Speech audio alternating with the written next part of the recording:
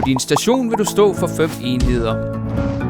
Styretavle, mixbox, lastadskiller, varmelegeme og motor.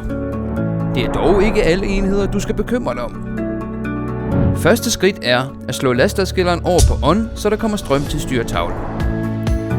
Efter dette går du over til mixboxen, hvor du kan styre motoren. Hvis knappen frem trykkes, starter motoren og kører med uret. Kontrollyset frem vil lyse, og efter 5 sekunder starter varmelægemet. Når knappen stop trykkes, stopper motoren og varmelægemet igen.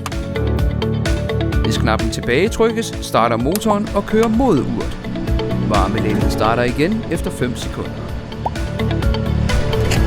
Hvis en farlig situation opstår, trykkes nødstop, og hele styringen vil stoppe.